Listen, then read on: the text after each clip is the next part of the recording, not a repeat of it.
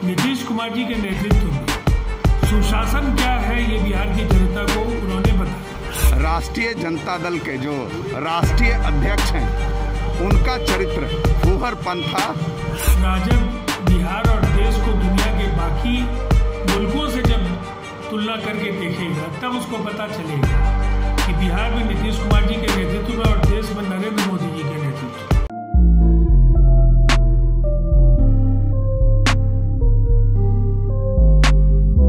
नमस्कार, आप भारत लाइव देख रहे हैं और मैं हूं आपके साथ बिहार में विधानसभा चुनाव होने के है और चुनाव को लेकर राजनीतिक पार्टियां में एक दूसरे पर आरोप प्रत्यारोप लगा रहा है।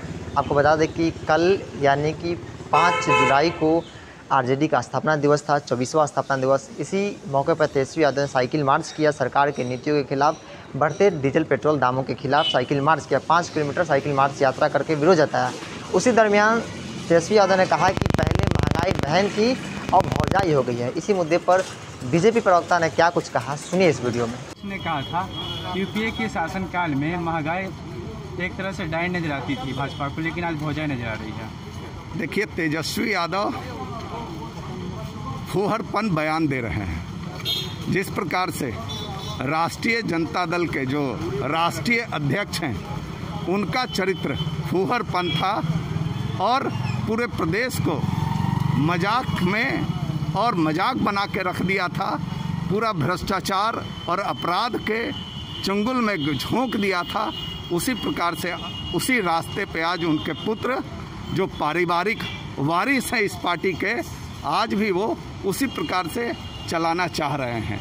इस प्रदेश की जनता को कहीं महंगाई, कहीं भ्रष्टाचार नहीं दिखती है, और अगर दिखता है तो वो विपक्ष के नेताओं को दिखता है, वो तेजस्वी को दिखता है। उसमें जरा सा भी इस प्रदेश की जनता उनके साथ कहीं खड़ी नहीं है। कांग्रेस ने यहाँ पर हमला किया और एक पोस्टर जारी करते हुए कहा है कि देश हो रहा है छोटा और भाजपा हो रहा है मोटा। इस पर क्या कहना है? क्या बोला, नहीं सुना? देश हो रहा है छोटा और भाजपा हो रहा है मोटा। कांग्रेस ने पोस्टर जारी कर ऐसा कहा है। देखिए, ये प्रश्न तो पूरी की पूरी जो है कांग्रेस पार्टी को जो है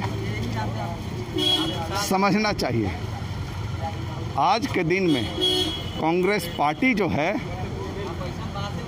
जो कांग्रेस पार्टी अपने आप को कहती रही है कि उसने देश की आज़ादी की लड़ाई लड़ी और देश को आगे बढ़ाने में सहयोग दिया, आज वही कांग्रेस पार्टी लगातार नरेंद्र मोदी का विरोध करते करते इस देश को कमज़ोर करने का एक षड्यंत्र रच रही है। इस देश के लोगों को मारने का एक षड्यंत्र रची, कोरोना को फैलाने की पूरी साजिश करती रही, इसलिए कि नरेंद्र मोदी जी की छवि बिगड़े, इस सरकार की छवि बिगड़े। और इसीलिए लगातार कांग्रेस पार्टी जो है लगातार ऐसा कार्य करती रही कि यह देश हमारा कमज़ोर हो और जरा से भी उसको जो है कोई परवाह नहीं होगी। जैसा कि आपने सुना कि बीजेपी प्रवक्ता ने तेजस्वी यादव कहा कि फूहड़ हो गए हैं। उसके बाद हमारी बातचीत जेडीयू के प्रवक्ताओं से हुई।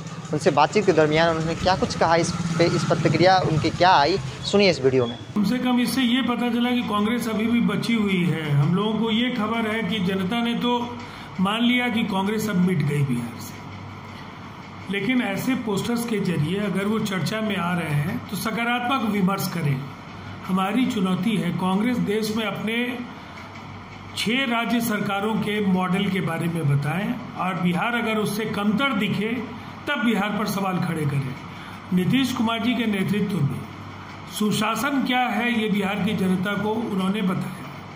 सड़कें हैं, बिजली है, शराबबंदी के जरिए महिलाओं का उत्पीड़न कम हुआ, कमजोर वर्गों का सशक्तिकरण हुआ, और इसके बाद आज हर खेत को पानी देने का जो ये फैसला है, ये कहीं न कहीं बिहार के लिए एक टर्निंग पॉइंट बनने जा रहा है। और ऐसे में कांग्रेस को अगर बिहार में तड़तड़ाती गोलियां दिख रही हैं तो मुझे लगता है ये बौद्धिक दिवालियापन है और इससे उन्हें बचना चाहिए।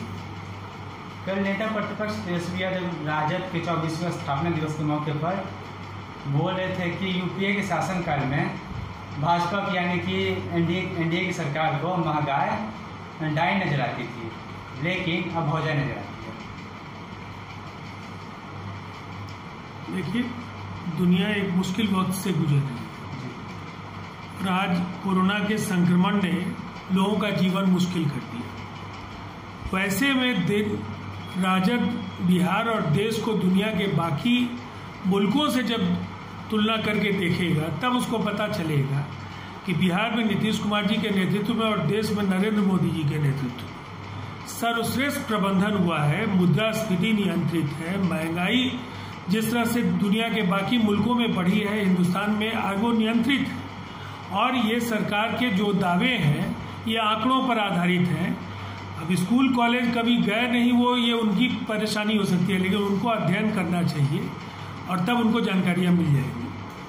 विपक्ष का कहना यह है कि आप उनके 15 साल की बात बार बार करते हैं, आप अपने 15 साल की बात करेंगे। तेजस्वी यादव खुद अपने बारे में कुछ हासिल कर लें और तब अपने बारे में कुछ कहेंगे तो लोगों को यकीन होगा। उनकी पहचान लालू जी और राबड़ी जी के बेटे के रूप में है। 15 वर्षों का जो वो दौर है, जो लालटेन योग जिस पर उनको काफ़ी भरोसा है, बिहार की जनता उस पर एतबार करने के लिए तैयार नहीं है, इसलिए कि वो नरसंहारों का दौर रहा है, जातीय हिंसा का दौर रहा है, इलाकाई छत्रपों के कहर से पूरा बिहार कांप रहा था। डॉक्टर इंजीनियर फिरौती के लिए अपहरण के निशाने पर थे। अगर उससे अलग उन्होंने कोई चीज़ अगर बनाया होता, कुछ उनकी अपनी शख्सियत होती, तब वो बात करते। तो उस दौर से अलग कैसे बातें होंगी। जो नरसंहारों में दलित और अति पिछड़ी जातियों के लोग मारे गए, उनके परिजनों से माफ़ी मांगेंगे, उन लोगों से मांगेंगे जिसकी एक पूरी पीढ़ी यहाँ अनिश्चितता में गुम हो गई। जिस तरह से लोगों का पलायन हुआ बिहार में, उनसे वो माफ़ी मांगेंगे। अपहरण फिरौती के उद्देश्य से जो किए गए, उनके परिजनों से वो माफ़ी मांगेंगे। मुझे नहीं लगता है कोई माफ़ी देने के लिए उनको तैयार है। बढ़ाएं अपना कदम सक्सेस की ओर शिखर करियर इंस्टीट्यूट के साथ। शिखर करियर इंस्टीट्यूट पूर्वी भारत में एकमात्र कोचिंग संस्थान जो एक्सक्लूसिवली है मेडिकल एंट्रेंस एग्जाम के लिए।